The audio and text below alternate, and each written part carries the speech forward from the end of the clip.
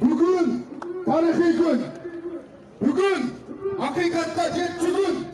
Bugün biz Reynek İsmail'işti. Koldap, koştap, korgap, hakikat seçimlerini talep kılabız.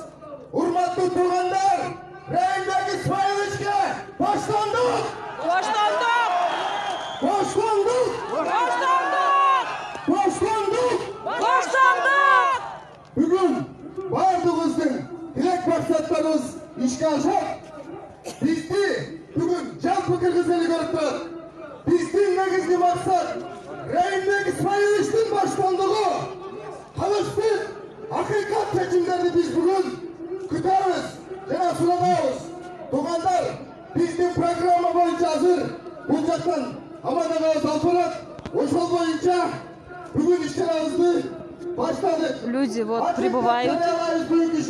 К сожалению, не из-за пробок наша делегация из Джалабада не успевает.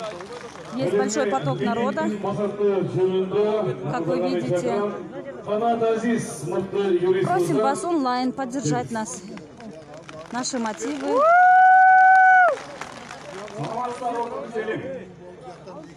Мы должны противостоять силам Запада, мы не дадим использовать нашего мецената в качестве лица коррупции.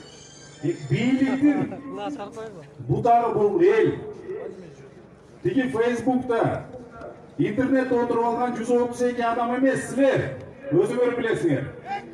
Райымбек Матраимовду биз бүгүн сөзсүз артатайлык, сөзсүз жалганды сүйлөп бирдемге кылайлык деп келген жокпуз бияка, туурабы?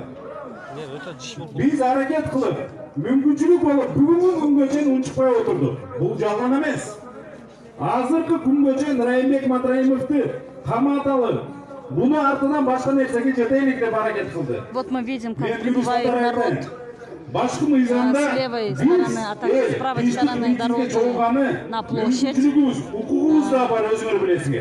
Мы начали в 12:00, но народ, конечно, не останавливается, прибывает. Активно смотрим, поддерживаем граждан нашей страны. Сотта алмаштырып, бул күнөөлүү же бул күнөөлүү эмес деп аракет кылып атат. Мындай болбош керек. Бизде сот бар, бизде мамлекет бар. Туура биз Райымбек Матраимовду бүгүнкү күнгө чейин азыр боштондук деп атабыз. Керек болсо, ушундай азаттыктан, бейөкмөттөрдөн, Кыргызстанда боштондук болуш керек болсо. Бул жалган эмес. Азыркы учурда канча аракет кылышты. Азыр бүгүнкү заман ууру, башка адамды карап туруп бул ууру деп атат. Tezkere karap turup akşamı bul, serdeşlikle Türklerine kıladat. Buna bolboş gerek azırkı күнгө. Бүгүнкү күнгө чейин силер элсиңер. Биякта 10.000'den, 15.000'den ашык, Өзгөндөн, Көлдөн, Чүйдөн, Жалаяттан, бар жактан чоңдук келишти. Азыркы күнгө чейин тезкери бийлик өзү карап туруп эмне кылыш керек. Чындык силерде муну добушта көрсөттү, шайлоодо көрсөттү. Facebook'ta oturup alıp, Twitter'da oturup alıp, biz emrinde aytабыз деген бул жалган. Бүгүнкү күнгө чейин токтотуш керек. Бузуку журналисттер барды кетиш керек.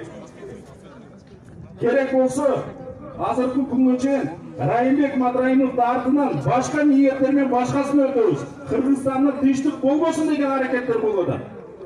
Мындан Кыргызстан келечеги үчүн силер эл дайыма эле баягы до конца деген сөзү болуп калды азыр. Акырына чейин турушубуз керек, өзүңөр билесиңер. Биз бүгүн керек болсо биякта карабайым эл, интеллигенция баарды өзү деле түшүнүп турат. Акыбалды заманына да карагыла. Бүгүнкү күндө эртеби кечпи Райымбек Матраимов чыгат, чындык дагы бүгүнкү күнгө чейин мени жаңылып чыгат. Рахмат силерге. Рахмат. Дагы болсо коомдук активисттер бар биздин катарыбызда. Өзгөчө ел колор боюнча, адеп, акылат боюнча Али Абразаков мырзаны чакырайын. Али, кел. Рахмат. Ассаламу алейкум, урматтуу биздин замандаштар, кадырман калайык калык. Дагы бир эле Кудайдын кутма күнүндө силер менен жүздөшүп, амандашып турганга Аллага чексиз мактоолор болсун. Ассаламу алейкум ва рахматуллахи ва баракатух. жүрөк дакылдап ушунчалык катуу уруп турат да. Балким кичине толкундан турам. Вот народ неустанно прибывает. Өлкөбүздүн жаркын келечеги үчүн, биздин мамлекетибиздин стабилдүүлүгү үчүн, биздин ата-бабамыздан келаткан эркиндик үчүн, биздин ушул кызыл туубуздун канга бөлүнгөн, ошолордо батырлардын каны калган Алымбек Датка, Шабдан Батыр, Мухаммад Кыргыз ким болбосун, керек болсо аял башы менен Курманжан Датка биздин эркиндигибиз үчүн жанын берип өмүрүн тиккен болсо, бүгүнчү биз алсыз, уятсыз bir kalp болуп калдык. Бирок мен бүгүн ушул жерге келип, ушунча көп адамдарды көрүп туруп, толкунданып, сүйүнүп турам. Анткени Кыргызда дагы бир ошол мекенчилик жүрөгү соғып турат экен. Барыңыздарды мен мекенчил болууга чакырам. Учурунда Кыргыз мамлекети үчүн Исхак Разаков жанын берген. Кандай саманка? Наследие сарыпты жок кылышты. Бекмамат Осмоновдай ошого окшогон канча биздин кырандарыбызды, канча биздин батырларыбызды жок кылышты. Ошолордун баардыгына уруу деп аткан убагында. Бүгүн ошол кезек, бүгүн ошол саясат, бүгүн ошол биздин батыштардын башкарып келген, ошол батыштардын башкарып келген пландары, ошолордун идея бүгүнкү биздин чыгып келе жаткан патриотторду ууру деп тыгып, жок жерден айып кылып, бири-бирибизге жаман көрсөтүп, керек болсо ушул Райым Матраевдин шултосунда түндүк түштүк кылып, өз ара ичара биздин үйдөгү ичиндеги ата-бабадан болгон мамилени бузуп, bunun артында биздин Кыргызстаныбызды жок кылайын деп турушат. Биз бүгүн буга жол бербейбиз.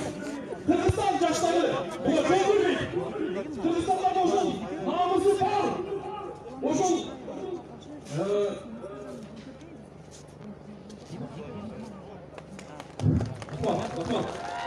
айтайын деген урматтуу калайыктар, биздин үстүбүздөн башкарып келе жаткан ошол бейөкмөт уюмдарга биз каршы турайлы. Азаттыкка жол жок. Азаттык биздин өлкөдө чемпиончун. Азаттык жана ошол азаттыктан үстүнө турган Америка биздин мамлекетибизге келишиге акысы жок. Кечээ күнкү Бишкектеги Болот Семир деген журналистке Америкадан келип сыйлык тапшырышты. Эмне үчүн? Ошол Кыргыздын патриотун жок жерден жырып, элди каралап, элдин ортосундагы ынтымакты бузгон үчүнбү? Андай наамдар бизге кереги жок. Андай батырлар бизге кереги жок. Качан Кыргызстан гей жаралган эле? Качан гейлер биздин мекенибизди коргоп берген эле? Ата-бабабыз, биз хан Мараштын урпактарыбыз. Башбек көктөн берген кагаратта жашап келатабыз. Biz Kırgız жер бетиндеги өзгөчө бир улутпуз. Бизде согуп турган жолбарстын, арстандын, бүркүттүн каршысы жүрөктөрү бар. Biz эч кимден коркпойбуз, biz эч кимден тайманбайбыз. Акыйкат үчүн, адилет үчүн биз бүгүн ушул жерге жыйналдык. Эгер биз бүгүн чыкпай тура турган болсок, эртең ошол бейөкмөт уюмдар, эртең ошол батыштын саясаттары бизди жок кылат. Мен буну каалабаймын. Мен ошол эртең Кыргызстанда жашап келем. Ар бирге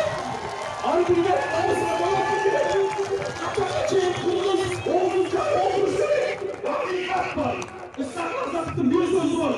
Kaynaşmağına, bürok adiletlikten kaynamalar. Adilet üçün bir tumalı. Bizim memleketimizde egemen ülke tumalı. Eğer bugün şuradaki Allah'ımızdı, uyattı, imandı, Allah'tan kadar korkam degen yaşlar gelgen bolsun. Boşul жүрөгүңөр доюлуптуlar. Жүрөктөрү намысты оюлуптуlar. Gözüңөрдү ачыңар бүгүн. Кыргызстан күйүп жаңган. Кыргызстан чыккан азаматты жок кылам деп турат.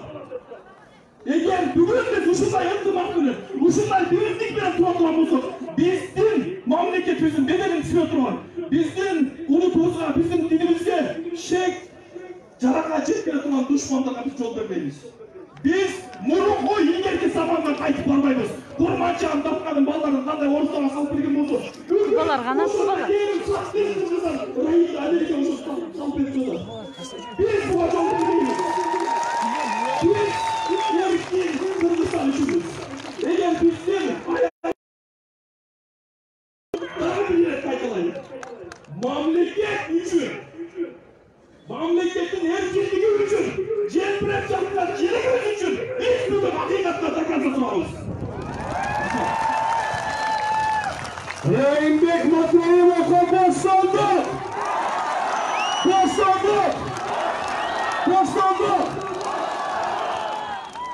Osындай Айбатбаева bir jurnalistin Azatlıktın жалған тасталған мағлұматы менен абат отырған ағамызды бүгін тараптар келіп тұрастар.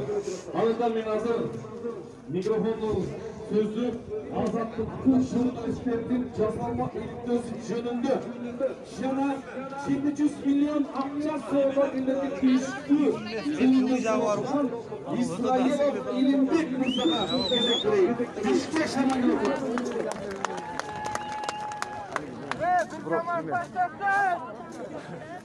Ассаламу алейкум, ошуым! Елім барсыздар мы? Шындық жеңет, шындық бірі ғана. 3 жылдан бері елдің башын айлантам деген, бұрышта тұрған, сырттан қаржыланған. Кестештеріңер білесіңер. Америкадағы бір ит сатқан, біреуінің қолын алып, азырқы ona Райымбек Исмайловичті елге қара көрсетем деді. Бірақ біз қырғыз елім, әділеттікті сүйген ел біз бе? Biz işenmeyiz. Bu birincisi. Al yemeği ikincisi. İnternette gana. Bütün Kırgız elimiz. İnternette gana eldin başını aylantam degen. Oşol atın öçkür. Azatlıktın Toxtakunov degen bir sökürü jönünde sözgün kelет bugün. Adiletlikti sүйген elbiz biz. Kalısıkты sүйген elbiz. Buga çeyin. Елдің башын айлантып, işkerlerдің ақчасын Райымбек Исмайловичтің ақчасы қылып көрсетейін деді. Бірақ ал ойы ішке ашпай қалды қырғыз елім. Шын бұ? Шындық бүре ғана. Елдің башын айлантамда ойлы оғыла. Жақшынақай сөйлеш, жақшынақай монтаж қылыш барының қолынан келет. Уғатқан, клоп, азаттық. 3-cü жолы bir şeyle taksirlerge eskertü bergemin. Dağı eskertü berem. Елді gördüğür mü? Eskirge gelgile. Kırgızstan biz azattık. Kırgızstan biz empo. Elim var mı?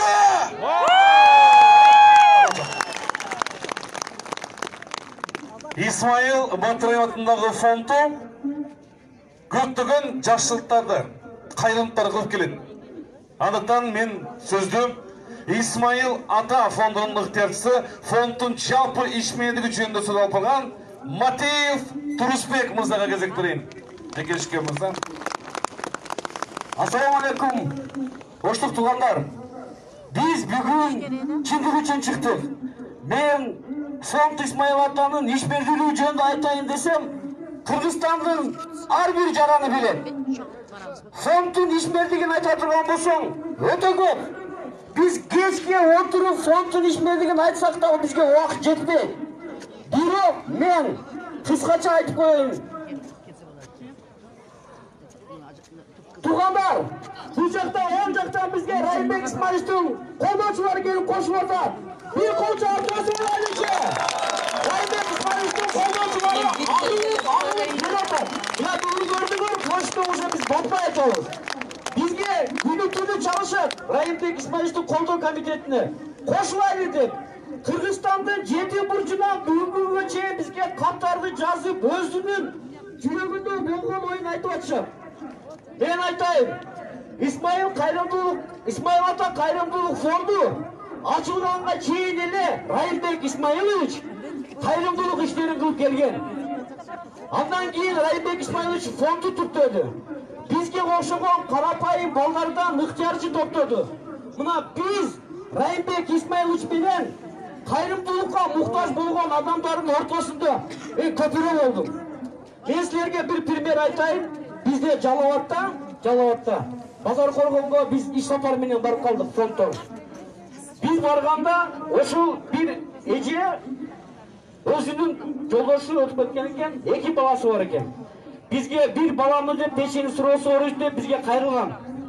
Bizge кайрылган күнүнө Raimbek Ismailovич тапшырма берди.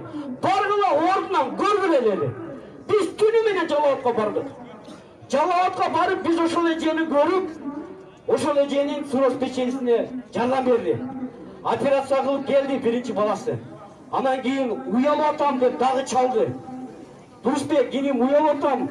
Менин экинчи балам бар дейт. Экинчи балам дагы тууласа ушундай сурос печени ооруйт дейт.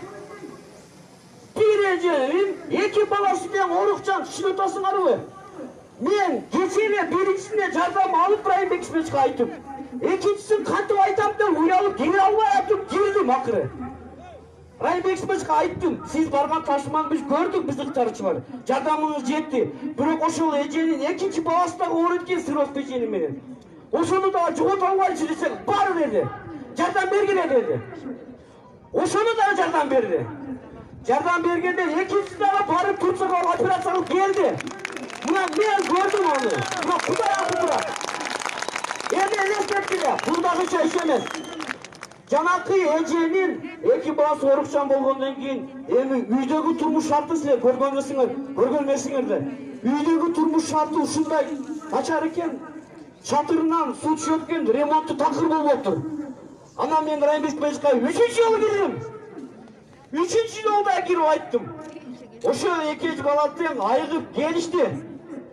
Бирок Райымбек Исмаилович үй шарты жаман экен десем күлүп берди. Жакшы адамдарга постоянно жардам беребиз. Барып туруп үй шартын оңдоп бергиле деди. Биз үй шартын оңдоп ошол жерде той өткөздүк. Мына адам баласы канча ооругандан турса, буту, колу, көзү, башы, муруну, кулагы бардык ошол органдар ооруганына бардыгына жардам берди. Сиздер билесиздер, Бишкекте известный ортопед бар, врач Сабырбек Жумабеков деген. Ошол Сабырбек Жумабеков өз айтты.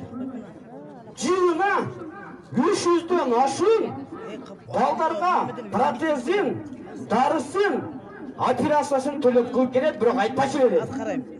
Мына ошолордун бири мен. Мени дагы бутумду операция кылып ошо Райымбек Исмаилович кишилерге жардам берген.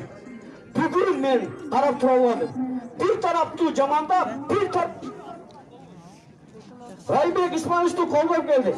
Карапайымдар, Райымбек Исмаиловичти колдойбузбу? Исмаиловичти колдойбузбу?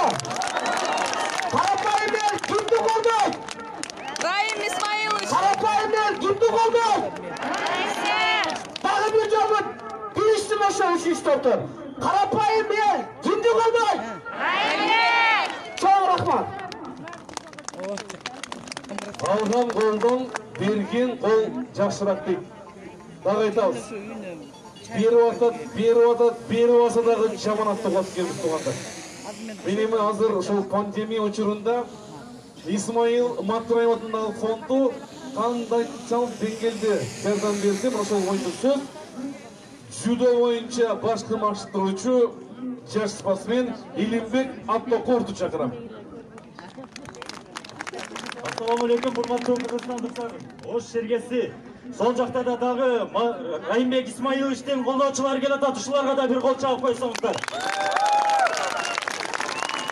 Анда эмесе мен дагы жана жаранды позициямды, жана өзүмдүн оюмду айта кетсем. 2020-жыл баарыбызга белгилүү болгондой эң оор, эң кыйын жылдардын бири болду. Ошол жылы Исмаил Райымбек Матраимов түптөгөн Райымбек Матраимов негиздеген Исмаил Матраимов кайрымдуулук фонду күндү күн дебей, түндү түн дебей, эл менен күнү түнү үзгүлтүксүз иштеп турду. Эл башына иш түшкөндө эр азаматтар кызмат кылат деген тарбияны алып чоңойдум. Мен дагы ушул Исмаил Матраимов кайрымдуулук фондуна ошол күндөн тартып келип кызмат кылып баштадым. Кыргызстандын бардык областтарына, Жети Дубанга барып волонтер болуп иштеп баштадым. Ошолорду бир четинен аз болсо дагы айтпай кетсем тура эмес болчудай.